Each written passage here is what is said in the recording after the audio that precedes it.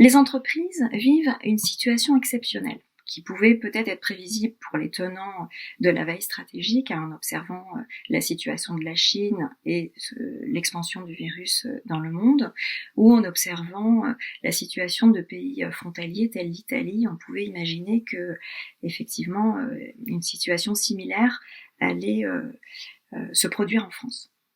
Néanmoins, malgré ces signaux d'alerte, la décision de confinement prise par le gouvernement a pu paraître brutale pour les dirigeants de petites structures, pour les entrepreneurs, qui donc ont subi cette décision. Alors, ce qui est intéressant, c'est de voir comment ils ont réagi, comment ils ont fait face suite à cette décision. Avec Jean Moscarola, nous avons construit un questionnaire pour étudier ces questions.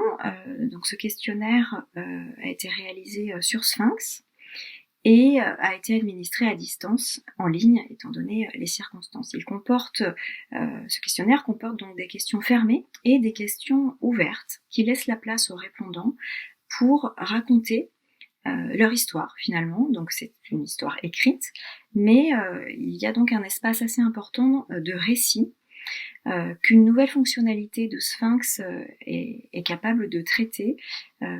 Cette fonctionnalité s'appelle Data Vive. Donc nous avons 9 questions ouvertes et l'enquête a été diffusée en ligne entre le 4 et le 10 avril et a été diffusée auprès du fichier du Business Science Institute qui comprend des dirigeants de petites structures et des managers. 210 personnes ont répondu à ce questionnaire qui sont réparties dans 32 pays. Alors, plusieurs constats.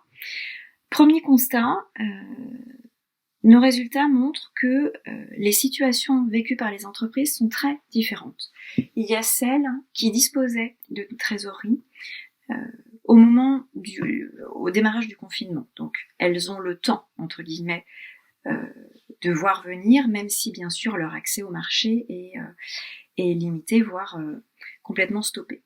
Deuxième situation, les entreprises qui travaillent exclusivement en B2C, je pense par exemple à un fabricant de vérandas, pour lequel le chiffre d'affaires est traditionnellement réalisé au printemps.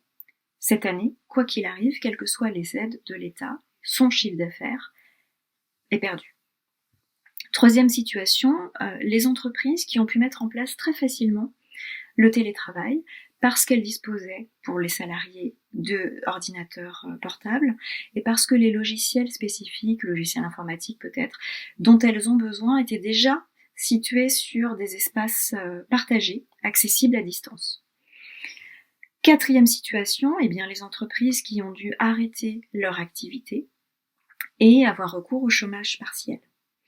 Et puis, dernière situation, ce sont les entreprises dont les dirigeants avaient mis en place, et là je cite, une gestion et une analyse du risque suite aux précédentes crises de 2009 et 2011 qui m'avaient fortement impacté.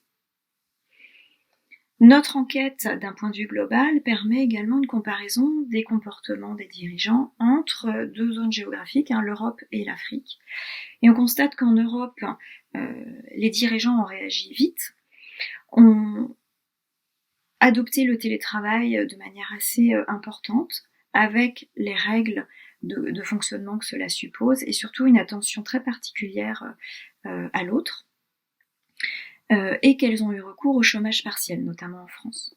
En Afrique du Nord, notamment au Maghreb, on constate que le recours au télétravail est beaucoup moins massif, que les dirigeants ont réagi peut-être un petit peu moins vite, mais que l'emploi est sauvegardé et maintenu.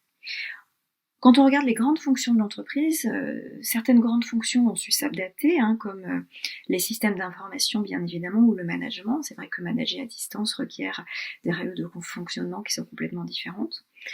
D'autres, malheureusement, sont impactés négativement ou se dégradent, comme la production, le commerce ou la distribution quand les activités sont arrêtées. Ce que l'on constate, et c'est le point positif révélé par notre enquête, c'est que il semble que les capacités d'adaptation et d'innovation soient stimulées pour faire face justement à cette crise. Alors notre enquête va se poursuivre, notamment pour avoir un regard un petit peu plus longitudinal, puisque là, le moment du questionnaire en ligne était au début du confinement. Donc nous attendons des résultats à partir donc encore une fois de notre enquête et de l'analyse par Sphinx DataVid. Nous attendons des résultats pour enrichir encore ces premiers constats.